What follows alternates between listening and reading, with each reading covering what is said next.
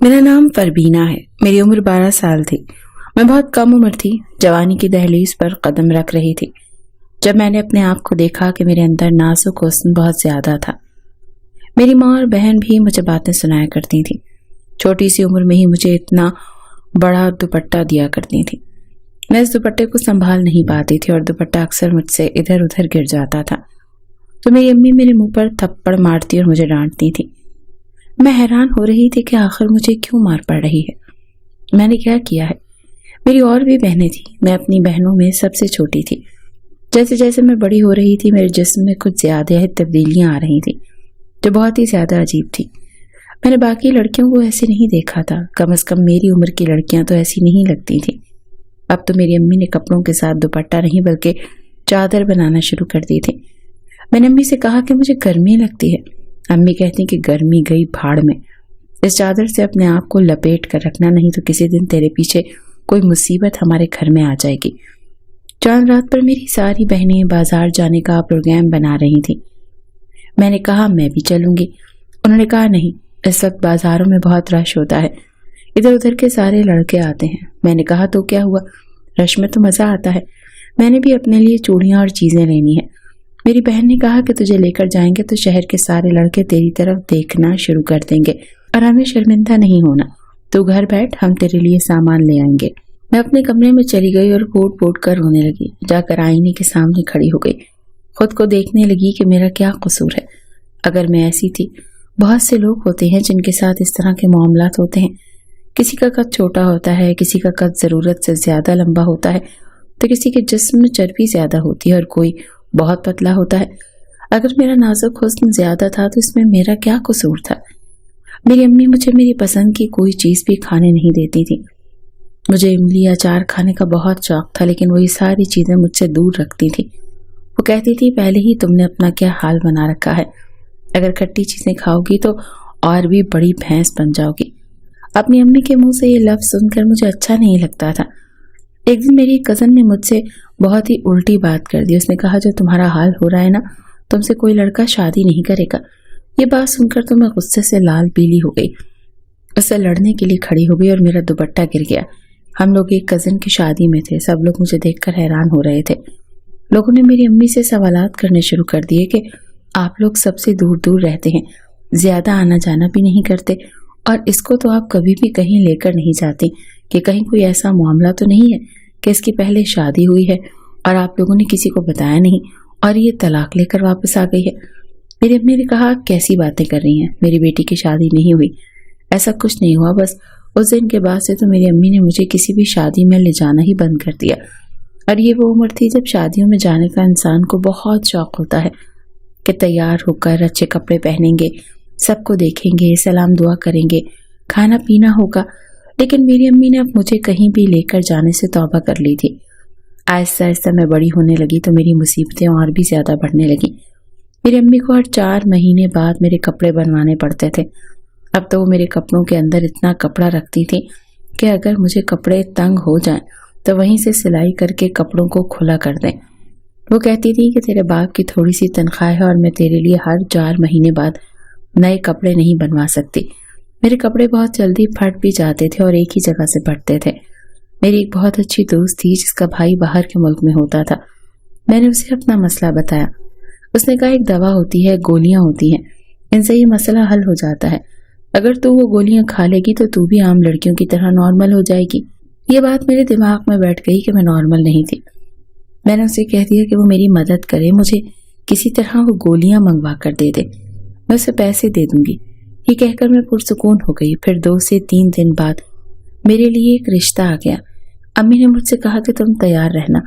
ये सुनकर मैं समझ गई कि मैं अपने घर वालों पर बोझ बन गई हूँ और वो जल्द अज जल्द मुझसे जान छुड़वाना चाहते थे। मैं खामोश हो गई। बोलती भी तो क्या बोलती, अपनी अम्मी से लड़ाई तो नहीं कर सकते थे। मुझे इस बात का एहसास था कि वो मेरी माँ है, लेकिन वो शायद ये बात भूल गई थी कि मैं उनकी भी औलाद हूँ। वो भी मुझसे छोटी, लेकिन अपने वजूद की वजह से मैं सबसे बड़ी लगती थी। इसलिए वो घर वाले सबसे पहले मेरी शादी कराना चाहते थे। जब मेरे लिए शाम को रिश्ते वाली आई तो मैंने काले कपड़े पहन लिए। मेरी अम्मी कमरे में आई और मुझे देखा। मैंने कहा अम्मी कैसी लग रही हूँ। बहुत खूबसूरत लग रही थी। उन्होंने कहा, ये सूट के साथ ये दुपट्टा क्यों लिया है? मैंने कहा, इसके साथ यही दुपट्टा है। अम्मी ने कहा, ये तो बहुत छोटा है। मेरी दूसरी बहन को कहा वो दूसरा दुपट्टा लेकर आए, वो सूट के साथ चल जाएगा। जब मेरी बहन वो दुपट्टा लेकर आई तो वो बहुत बड़ा था। मैंने कहा, अम्मी मैं इस दुपट्टे को कैसे संभाल पाऊंगी? अम्मी ने कहा कि संभालना पड़ेगा, अपने आप को छुपा कर बैठना। मुझे उनसे बातें बहुत अजीब लग रही हैं, पर उन्होंने मुझे दुपट्टे में ऐसे लपेट दिया कि बस मेरा चेहरा ही दिखाई दे रहा था और मुझे कहा कि 15 मिनट बाद चाय लेकर बाहर आ जाना। लड़के वाले आ चुके थे और लड़के की माँ, फुप्पी और दादी आई थी। वो लोग अम्मी से बातें कर रही थी। मुझे मेरी बहन ने आकर खबर दी। उसने कहा कि ये लोग तो जॉइंट फैमिली वाले हैं, इनका घर मर्दों से भरा पड़ा है, क्या बनेगा तेरा वहाँ? तुझे तो अपने आप को इस तरह से छुपा कर रखना पड़ेगा जैसे पुराने जमाने में मिस्र के लोग किया करते थे, जिसमें सिर्फ उनकी आंखें नजर आती थी। वो बन के घूमना पड़ेगा। वो बुरी तरह मुझ पर हंसने लगी और उसके हंसने की आवाज मेरे दिमाग में किसी हथौड़े की तरह लग रही थी। ये सब मुझसे बर्दाश्त नहीं हो रहा था। 15 मिनट के बाद मैं बाहर आई तो जिस तरह से मैं बाहर आई थी, जाहिर है उन्होंने मुझे देखकर अजीब सा ही रद्द अमल देना था। पर जब मैं सोफे पर बैठी तो मेरा दुपट्टा थोड़ा सा ढलक गया। कुछ मैं खुद भी लापरवाह सी थी और कुछ मुझसे ये दुपट्टा इतना संभाला भी नहीं जा रहा था। उन्होंने कहा, बहन बुरा न मानिएगा, लेकिन आपकी बेटी की शादी पहले से हो चुकी है। तो मेरी अम्मी ने कहा, नहीं इसकी शादी कहाँ, ये तो सबसे छोटी है, वो तो चौथी वाली की पढ़ाई चल रही है और वो पढ़ाई में बहुत लायक है, इसीलिए हम चाहते हैं कि वो पढ़ाई पूरी कर ले तो उसकी शादी करवा दें। उन्होंने कहा कि ये तो शादीशुदा लग रही है, ऐसा लग रहा है इसके 2-3 बच्चे हैं और ये बेचारी रुल सी गई है, ये बिल्कुल वैसी लग रही है। ये तो गैर शादीशुदा लड़की नहीं लगती। गैर शादीशुदा लड़कियां तो दुबली पतली होती हैं। माना कि शादी के बाद औरत का वजन थोड़ा बढ़ जाता है और जिस्मानी शक्ल भी बदल जाती है, लेकिन शादी से पहले तो मैंने किसी लड़की को ऐसा नहीं देखा। मेरी अम्मी ने कहा, नहीं ऐसी कोई बात नहीं है, हम आपको कसम देने को तैयार हैं। अब इससे ज्यादा और क्या होता? उन्होंने कहा, नहीं हमें तो मामला ही और लग रहा है। हमारा बेटा बड़ा लाडला है और फिर आजकल तो ठीक ठाक लड़कियों के भी लोग मुंह भर भर कर बातें करते हैं। आपकी बेटी को ब्याह कर ले जाएंगे तो सारी जिंदगी लोगों के सवालों के जवाब देने पड़ेंगे। हम माफी चाहते हैं, हमारे माशरे में रिश्ते से इनकार ऐसे नहीं होता। लोग कहते हैं कि फोन करके बाद में बता देंगे और फोन करके कह देते हैं कि हमें आपकी बेटी पसंद नहीं, लेकिन उन्होंने तो मुंह पर ही इनकार कर दिया और वो भी इतने बुरे तरीके से। वो लोग तो चले गए पर अम्मी ने मुझे थप्पड़ से मारना शुरू कर दिया। उन्होंने कहा कि तेरे इतने सारे रिश्ते रिजेक्ट हुए हैं, लेकिन इस दफा जो बातें मुझे सुनने को मिली हैं मैंने जिंदगी भर भूल नहीं सकती। मैं एक अच्छी औरत हूँ, सारी जिंदगी एक अच्छी बीवी, एक अच्छी माँ बनकर गुजारी है और सिर्फ तेरी वजह से मुझे ऐसी बातें सुनने को मिल रही हैं जो मैंने कभी भी नहीं सुनी थी। मैंने 2-3 दिन तक खाना नहीं खाया, लेकिन किसी ने मुझसे ये नहीं पूछा। फिर मेरी दोस्त मुझसे मिलने आई और चोरी चोरी मुझे वो दवा पकड़ा दी। उसने कहा, तुम्हारी दवा आ गई है। मैंने कहा, मुझे अब इसकी जरूरत नहीं, वो लोग मुझे पसंद करके नहीं गए, उन्होंने शादी करने से ही इनकार कर दिया। ये सुनकर मेरी दोस्त कहने लगी, अरे पगली, ये आखिरी रिश्ता थोड़ी था तुम्हारे लिए, और भी रिश्ते आएंगे, तब तक तुम ये गोलियां खाकर स्मार्ट बन जाना। फिर मेरी दोस्त चली गई। मैंने उसके सामने कुछ गोलियां एक साथ खा ली। फिर मैंने 2 दिन से खाना नहीं खाया था। जब बाहर निकली तो मेरी तबीयत खराब हो गई, मैं बेहोश हो गई। जब मुझे होश आया तो मैं अपने कमरे में थी। मुझे पता चल गया कि शायद मैं बेहोश हो गई थी क्योंकि मैंने खाना नहीं खाया था।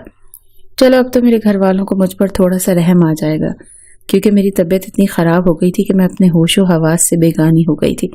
लेकिन जैसे ही मेरी अम्मी कमरे में आई और उन्होंने मेरे मुंह पर रख कर थप्पड़ मारा, मैं हैरान रह गई कि मैं बिस्तर में पड़ी थी, मेरी हालत भी गैर थी। उन्होंने ये क्या किया? उन्होंने कहा, बेशरम, तुझे शर्म नहीं आई? कौन से बाहर के मुल्क से तूने गोलियां मंगवाई हैं? किस किस्म की गोलियां हैं ये जिनको तू खा रही थी और इन्हीं की वजह से तेरा ये हाल हुआ है? इसका मतलब है कि तेरे इरादे कुछ और हैं। तो जानबूझकर सबको अपना आप दिखा रही है, तो सबको बताना चाहती है कि मैं बहुत खूबसूरत हूँ, मैं बड़ी मोटी ताज़ी लड़की हूँ। शर्म नहीं आती तुझे ये सब करते हुए? तुझसे मुझे ये उम्मीद नहीं थी। कुछ भी हो सकता था मगर ये सब नहीं करना चाहिए था। अब तो मैं अपनी अम्मी की तरफ देख भी नहीं रही थी, बस सिसक सिसक कर रो रही थी। अम्मी ने वो गोलियां बाथरूम में फेंक दी और ऊपर से पानी बहा दिया। मैं रोने लगी मगर अम्मी ने मुझे देखा तक नहीं और कमरे से बाहर चली गई। फिर इस बात को कई दिन गुजर गए मगर सब घर वाले मुझसे नाराज थे। कोई मुझसे खाना भी नहीं पूछता था مجھ سے کوئی بات نہیں کرتا تھا، ایسے لگتا تھا میں نفسیاتی مریضہ بن گئی ہوں، پاگل ہو گئی ہوں۔ پھر میرے لیے ایک رشتہ آیا، لڑکی کی ماں دیکھنے کے لیے آئی، لیکن لڑکی کی ماں کی آنکھیں کمزور تھیں۔ ان کے ساتھ ان کی ایک بھانجی بھی تھی، اس نے انہیں بتایا کہ لڑکی اچھی ہے، ہمیں پسند ہے۔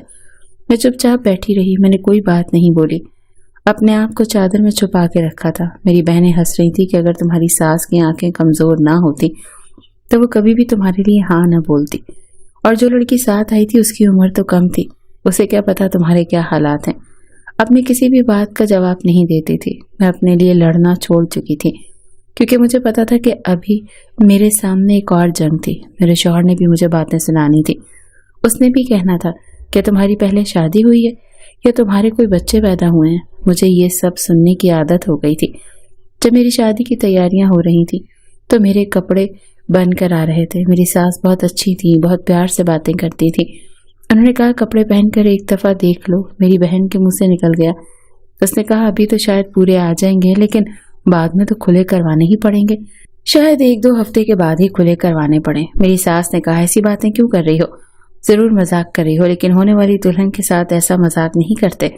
ہونے والی دلہن پر اللہ کا بڑا کرم ہوتا ہے، اس کی شادی ہو رہی ہوتی ہے، جب وہ رخصت ہوتی ہے، اپنے گھر میں قدم رکھتی ہے، اس وقت تو جو بھی دعا کرے پوری ہو جاتی ہے، اس کا دل مت دکھاؤ۔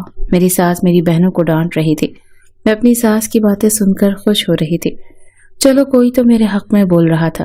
میں نے دیکھا تو میری بہن کا چہرہ ایسا ہو گیا جیسے کسی نے اس کی بہت زیادہ بے عزتی کر دی ہو۔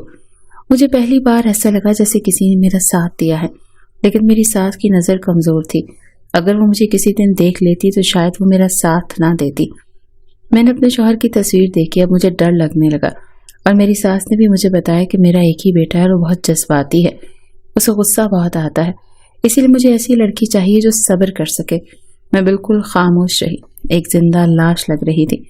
آج میری شادی کی رات تھی، میرا شوہر آنے والا تھا، مجھے معلوم تھا وہ بھی مجھے دیکھ کر برا بھلا کہے گا، مجھے اس کی بات سننی پڑے گی، ساری زندگی یہ سب برداشت کرنا پڑے گا۔ جیسے میرے شوہر نے کمرے میں قدم رکھا، اس نے اپنی شیروانی اتار کر ایک طرف رکھی، اب وہ شلوار قمیص میں تھا۔ اس نے میرا گھونگھٹ ہٹایا اور ماشاء اللہ کہا، اور پھر کہا تم تو بہت خوبصورت ہو۔ میں حیران ہوئی کہ سب کچھ معمول کے مطابق کیوں ہو رہا ہے۔ پھر اس نے میرے سامنے منہ دکھائی کا تحفہ دیا اور کہا مجھے اس کا تحفہ پسند آیا۔ میں چپ رہی، پھر اس نے مجھ سے بات شروع کر دی کہ ہم ہمیشہ ایک دوسرے کا ساتھ دیں گے، تو مجھے بہت پسند آئی ہو، مجھے لگتا ہے میری زندگی بہت اچھی گزرے گی۔ پھر شادی کی پہلی رات گزر گئی، اگلا دن بھی آ گیا۔ اب تک وہ کسی سے فون پر بات کر رہے تھے، شاید کوئی اسے شادی کی مبارکباد دے رہا تھا، کہہ رہا تھا کہ اللہ نے مجھ پر بہت کرم کیا، مجھے ایک بہت اچھی ساتھی ملی ہے، وہ بہت خوبصورت ہے، میں اس سے بہت خوش ہوں، مجھے لگتا ہے کہ میری زندگی بہت اچھی گزرے گی۔ مجھے ہمیشہ سے ایسی بیوی چاہیے تھی جو اتنی خوبصورت ہو، اور بیوی پسند کی ہو تو زندگی اچھی گزرتی ہے۔ شوہر کی یہ بات سن کر میں حیران رہ گئی کہ کیا میں اسے اتنی پسند آئی ہوں اور وہ ایسی بیوی چاہتا تھا۔ شادی کے 3 دن بعد میری والدہ نے ہمارے لیے ایک پارٹی کا اہتمام کیا۔ میں اپنے شوہر کے ساتھ گھر میں داخل ہوئی تو میری والدہ نے فوراً مجھ سے پوچھا تم نے کپڑے کیسے پہن رکھے ہیں؟ میری امی نے کہا کہ اس کی ضرورت نہیں ہے، میں نے اچھے کپڑے پہنے ہوئے ہیں اور میرے شوہر کو یہ پسند ہے۔ امی نے مجھے حیران ہو کر دیکھا، انہوں نے کہا تیرا شوہر تجھے 1 ہفتے میں واپس چھوڑ دے گا۔ میں نے کہا 1 ہفتے میں کیا، پوری زندگی میں نہیں چھوڑے گا۔ میرے شوہر نے میری امی کو دیکھا تو کہا کیا بات ہے آنٹی، کوئی پریشانی ہے؟ انہوں نے کہا نہیں بیٹا، ہم کھانا کھانے بیٹھے تو میری باقی بہنیں بھی موجود تھیں۔ میرے شوہر نے ان کے سامنے میری بہت تعریفیں کی، ان سے کہا جب سے فربینہ میری زندگی میں آئی ہے میری تو زندگی مکمل ہو گئی ہے، میں بہت خوش ہوں۔ وہ میرا بہت خیال رکھ رہا تھا، ہم لوگوں نے ایک ہی پلیٹ میں کھانا کھایا، پھر وہ مجھے باہر گھمانے لے گیا۔ اس نے مجھے کوئی بڑی چادر اوڑھنے کا بھی نہیں کہا، اس کے پاس گاڑی تھی، اس نے کہا گاڑی میں ہی تو بیٹھنا ہے، بہت اچھی طرح سے پیش آ رہا تھا، بار بار میری طرف دیکھ کر مسکراتا تھا، مجھے میرے کان میں کوئی بات کہتا اور پھر ہم دونوں ہنستے۔ کبھی مجھے فون میں ہماری شادی کی کوئی تصویر دکھاتا۔ میری امی اور میری بہنیں یہ سب کچھ دیکھ رہی تھیں اور ان کے چہرے عجیب سے بنے ہوئے تھے، وہ حیران ہو رہی تھی کہ اس کا شوہر تو اسے ہاتھ کا چھالا بنا کر رکھے ہوئے ہے، اور یہ صرف شادی کے شروع میں ہی نہیں ہوا تھا، آج ہماری شادی کو 5 سال ہو گئے، الحمدللہ میرے 2 بچے ہو گئے ہیں۔ آج بھی میرے شوہر کا رویہ میرے ساتھ ویسا ہی ہے، ہم لوگ بہت خوش ہیں۔ شاید مردوں کو ان ساری باتوں سے فرق نہیں پڑتا اور انہیں یہی سب کچھ اچھا لگتا ہے۔ اللہ کا شکر ہے کہ میری ماں اور بہنوں نے تو میرے دل پر بہت زخم لگائے، پر میرے شوہر نے وہ سارے زخم بھر دیے۔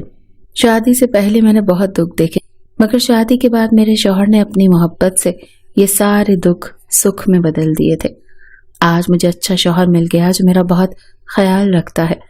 اس نے آج تک کبھی مجھے ایسی کوئی بات نہیں کی جس کی وجہ سے مجھے اپنا آپ چھوٹا یا کمتر محسوس ہو۔ میں اس کے ساتھ بہت خوش ہوں۔ اس کی ماں ایک اچھی عورت ہے اور اس کی ماں نے اس کی تربیت بہت اچھی کی ہے۔ اسے عورت کی عزت کرنے والا مرد بنایا ہے۔ آج میرے 2 بیٹے تھے، اسی لیے میں نے سوچا کہ میں بھی اپنے بیٹوں کی ایسی ہی تربیت کروں گی تاکہ میری جیسی کسی لڑکی کو لوگوں کے تانے نہ برداشت کرنے پڑیں۔